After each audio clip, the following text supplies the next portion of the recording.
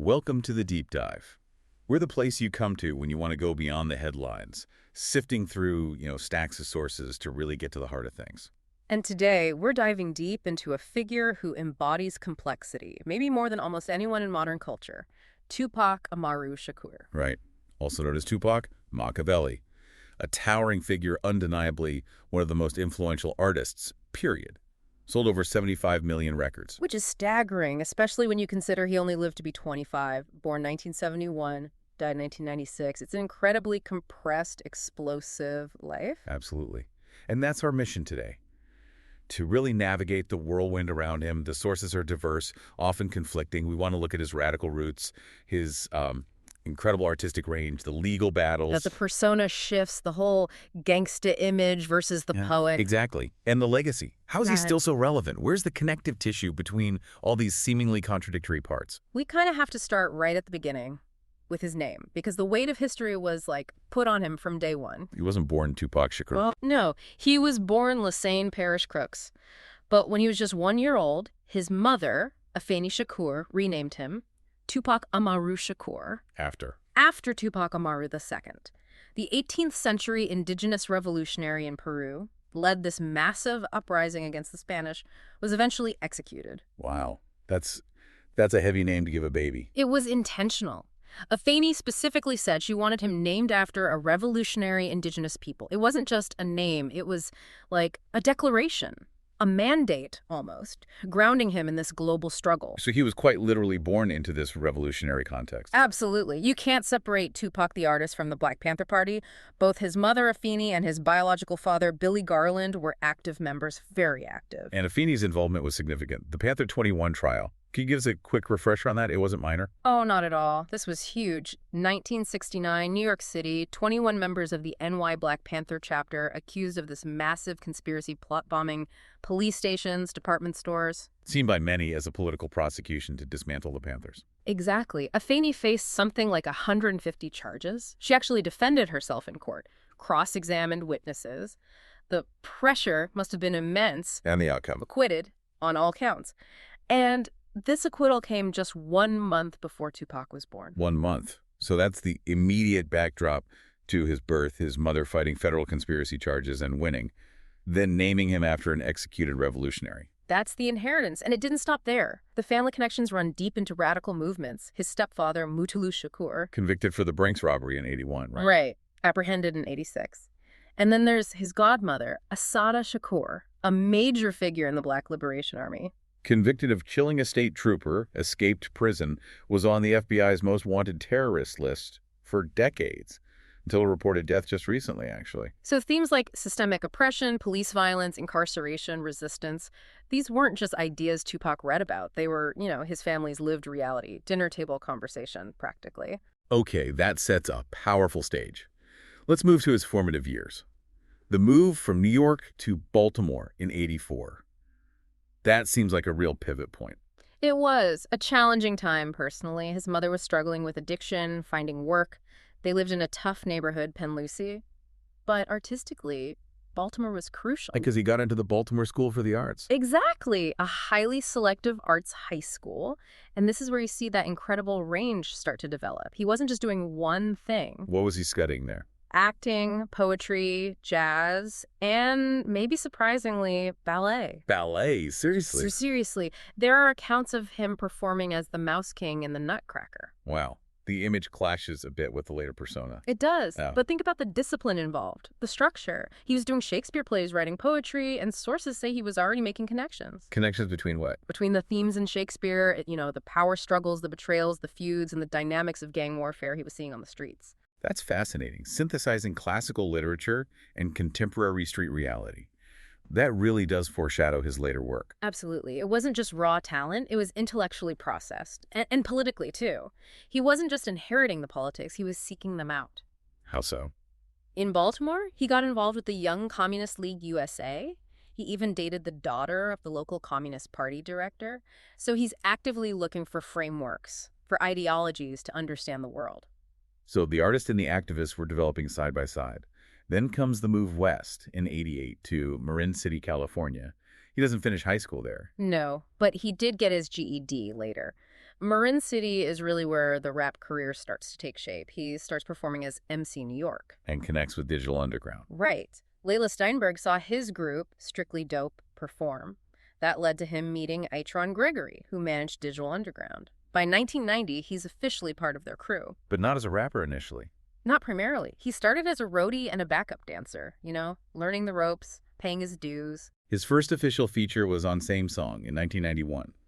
Before the massive fame hit, was there a sense within the group that he was different, something special? Definitely. Jimmy Chopmester J. Dwight, who co-founded Digital Underground, talked about this.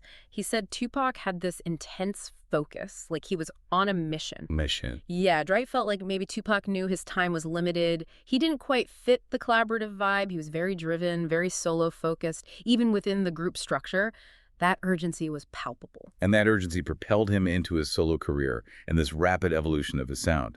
From political rap to, well, what became known as gangsta rap. The evolution starts right away with Tupacalypse, now in 91. That album is pure political fire. It draws directly on his upbringing, his observations. Tracks like Trapped, Brenda's Got a Baby. They're like mini-movies almost. Totally. Brenda's Got a Baby is classic narrative storytelling. It's got character, plot, theme. It's using literary techniques he probably honed at the Baltimore School for the Arts to talk about poverty, systemic failure. But that political directness caused immediate backlash. Right? Oh, big time. Vice President Dan Quayle seized on it. After a tragic shooting where the perpetrators supposedly listened to the album, Quayle went public, saying the record had no place in our society. A direct political attack. How did Tupac respond? He basically said, look, I'm not telling people to be violent. I'm just rapping about what's really happening to young black men. But the criticism definitely painted him as this dangerous figure, even as the album went gold. Did that pressure contribute to the shift in sound on his next album? Yeah. Strictly for My Niggaz in 93? Yeah. That one felt harder. It definitely did. The production got heavier, more metallic. It leaned more into that hardcore West Coast sound. But the socio-political commentary was still there. It was just layered differently. Layered how? Well, look at the vinyl release. It literally split the difference. Side A was called the Black Side, more conscious, uplifting tracks. And Side B, the dark side, more about the street life, the volatility, the hedonism. That album gave us both I Get Around, a straight-up party track, and Keep Ya Head Up, this incredibly empathetic anthem for women. So the duality was explicit. He was trying to embody both sides. Exactly. The conscience and the provocateur all at once. And that complexity really connected. The album went platinum. And around this time, 1993-94, he forms the group Thug Life. Right. With Big Psych, Macadoshis, his stepbrother Tupac Shakur, Rated R, they released Thug Life, Volume 1 in 94. Was this just embracing the gangsta label, or was there more to it? You mentioned he was solo-focused earlier. Why form a group? I think it was partly strategic, partly philosophical. Thug Life itself was an acronym he pushed. The hate you give little infants F's, everybody. So a political statement disguised as street code. Pretty much. Forming the group allowed him to kind of codify that philosophy, maybe shield himself a bit from direct criticism by making it a collective identity. Though even that album faced issues. The original version got scrapped because of the intense anti-gangsta rap sentiment at the time. It had to be heavily reworked. It sounds like the external pressures were constantly mounting. Yeah. And then the legal troubles really started to escalate. Let's talk about Oakland, 1991. Yeah, that jaywalking incident seems minor, but it was pivotal. He alleged that Oakland police stopped him, choked him, slammed his head into the pavement. Just brutal escalation over jaywalking. And sued them. For $10 million. They eventually settled for about $43,000, which, acknowledges something went wrong, but it's a fraction of what he asked for. And there was a lasting physical impact from that. Yes. According to sources, that incident, the head trauma, is what triggered his alopecia, the autoimmune condition that caused his hair loss. So the shaved head, which became such an iconic part of his look, was directly linked to an alleged act of police brutality.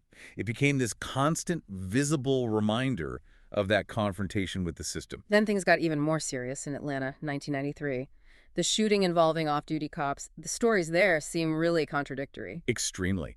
Police said Tupac shot at them after an argument, but witnesses claimed the officers who were in plain clothes were harassing a black motorist, using racial slurs, and maybe even fired first. Self-defense versus police aggression. How did it resolve? All charges against everyone involved were eventually dropped. But the incident itself, the ambiguity, the conflicting accounts just added to his feeling of being targeted, his distrust of authority. And then came the case that really changed everything. The sexual abuse charges in New York, late 1993. Yeah, November 93. He and others were accused by Ayanna Jackson.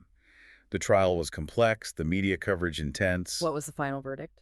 He was acquitted of the most serious charges, sodomy and gun charges, but convicted of 2 counts of first-degree sexual abuse, specifically forcibly touching the woman's buttocks. And the sentence? 18 months to 4.5 years in prison. And this conviction, coupled with things happening around the same time, really solidified his belief that he was being set up, didn't it? Absolutely. This is where the paranoia, or perhaps justified suspicion, really takes hold. He started pointing fingers at associates like Jacques Haitian-Jack Agnant and James Jimmy Henchman Rosemond. Believing they were involved in orchestrating the charges. Yes. He theorized they connected his accuser to the situation, that it was a deliberate attempt to take him down, control him, maybe extort him. This narrative of betrayal became central to his worldview. And then, literally the day before his sentencing, the Quad Studio shooting, November 30th, 1994. Just unbelievable timing. He'd gone to Quad Studios in Times Square, supposedly lured there by Jimmy Henchman with an offer to record a verse for $7,000 cash he needed for legal fees. And he was ambushed in the lobby? Ambushed, beaten, robbed of his jewelry, and shot 5 times. Miraculously survived, but physically and psychologically it was devastating. His reaction immediately after was legendary, showing up to court the next day. Right. Heavily bandaged, in a wheelchair, fresh out of surgery, against doctor's orders, he shows up for the verdict. That image, defiant, wounded, convicted, instantly became iconic. It cemented his status as a martyr in the eyes of many fans. And he publicly blamed people who were in the studio upstairs that night. He did. Sean Puffy Combs, the Notorious B.I.G., and Jimmy Henchman. He was convinced they knew about the ambush, even if they didn't orchestrate it directly. That perceived betrayal lit the fuse for the East Coast-West Coast rap war. It became personal, deeply personal. So he goes to prison, Clinton Correctional Facility, but he doesn't just sit there. He starts reading some heavy stuff. Yeah, this is the Machiavelli period beginning. He's reading Machiavelli's The Prince, Sun Tzu's The Art of War, getting deep into strategy, power, manipulation. And the idea of faking one's death to return stronger. That Machiavellian concept really resonated. It directly inspired his later stage name, Machiavelli. He's plotting his return, his reinvention, even from inside prison. His time inside gets cut short, though, thanks to Suge Knight. Right.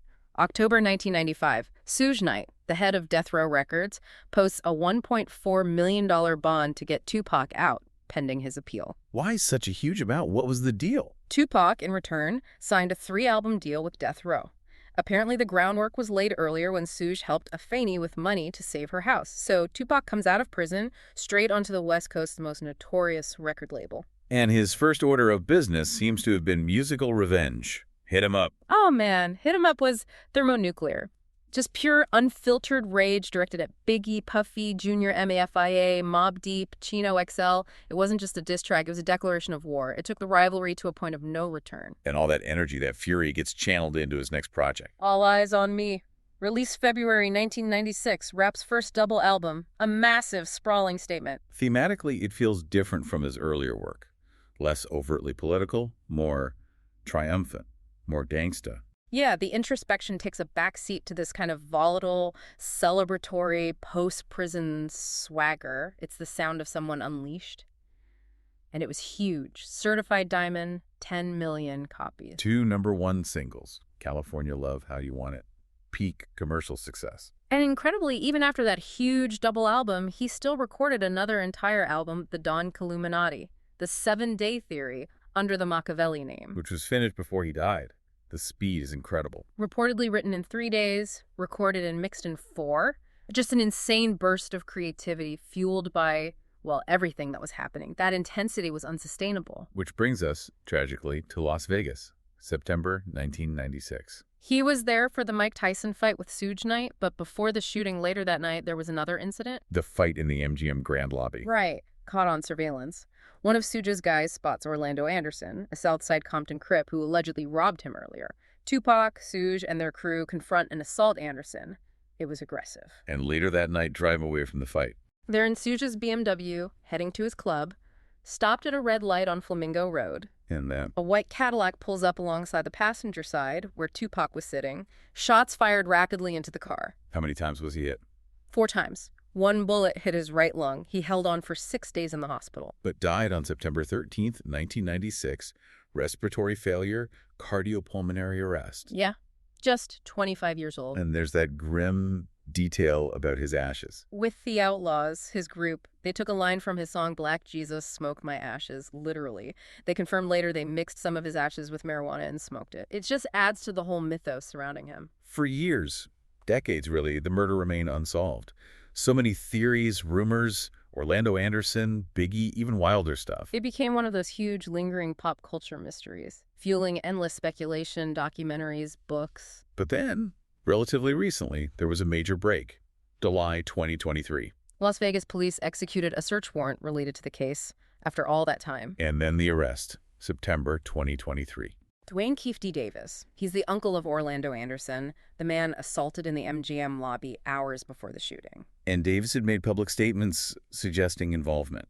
Yeah, over the years, in interviews and a book, he'd implicated himself as being in the Cadillac, involved in the planning.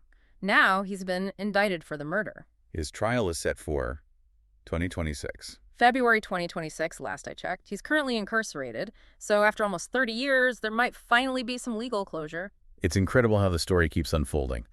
Let's shift gears slightly, though, and talk about his other artistic life, the actor, the writer. His film career was short, but impactful. Definitely. Juice in '92 was a powerful debut, earned him real critical respect. Then Poetic Justice in '93 with Janet Jackson. And the poems his character recited in that film were actually written by Maya Angelou, which again shows that blend street sensibility meeting high literary art. But his legal problems started interfering with acting roles, too. Oh, yeah. John Singleton wanted him for higher learning after Poetic Justice, but the studio balked because of his conviction. Singleton had to let him go. Singleton still saw potential, though. Absolutely. He later envisioned Tupac for the lead in Baby Boy. The film ended up being dedicated to him, even featuring his mural and music. And what about that wild rumor involving Star Wars? Ah, the Mace Windu rumor. Rick Clifford, a former death row engineer, claimed George Lucas was considering Tupac to audition for the role that eventually went to Samuel L. Jackson. Is that confirmed? It's more of a persistent industry story, but whether it's 100% factual or not, the fact that it's believable that Lucas might have considered him for a major Jedi role, that says a lot about Tupac's perceived gravitas and star power right before he died. But fundamentally, he was a poet. The Rose That Grew from Concrete is famous, but his poetry started much earlier, didn't it? And it was political from the start. It absolutely was. Recently discovered handwritten poems from when he was just 11 years old. They're not about kid stuff. What are they about? Black liberation, mass incarceration, race issues. And he signed them Tupac Shakur, future freedom fighter. At age 11. 11. It proves the revolutionary consciousness wasn't something he adopted later for an image. It was ingrained. It was who he saw himself becoming, even as a child. Let's talk about the music itself, the sound. We know the themes, Panther ideologies, street life, contradictions. But what about his voice? What made it so distinct? Shock G, his producer from Digital Underground days, had a great insight. He said most rappers rap from their nose or throat. Tupac rapped from the pit of his stomach. What does that mean, technically? It gave his voice incredible power, projection, resonance. Shock G believed he learned this from studying great speakers, orators like Martin Luther King Jr., Malcolm X. He wasn't just rapping, he was delivering something with force. And beyond the voice, technically, as a songwriter and producer in the studio, he gets praised, but sometimes criticized as maybe less technically complex than others. I think that misses his background. His training in jazz, poetry, theater, it shows up in techniques like vocal stacking. Vocal stacking. Explain that. It's where you record the same vocal line multiple times and layer them very precisely in the mix. It's harder than it sounds. You need perfect timing, pitch consistency. Where can you hear that? Listen closely to tracks like Dear Mama. You'll hear multiple layers of his voice, sometimes with slight rhythmic variations, reinforcing phrases, adding texture. It makes the vocal sound incredibly full and powerful, almost like a chorus, but it's all him. So it's a way to add depth while keeping the flow. Exactly. It maintains that strong oratorical feel without getting muddy. It's a sophisticated technique rooted in musicality, rhythm control. That's why someone like Eminem, a technical master himself, calls Tupac the greatest songwriter. He recognizes that structural skill, not just the words. When peers like Nas say things like, I put Tupac beyond Shakespeare, that's placing him in a very different category than just rapper. He's achieved that iconic status, absolutely. And it's reflected academically now, too. Harvard held a whole symposium on him. All eyes on me, Tupac Shakur and the search for the modern folk hero, scholars analyzing his impact.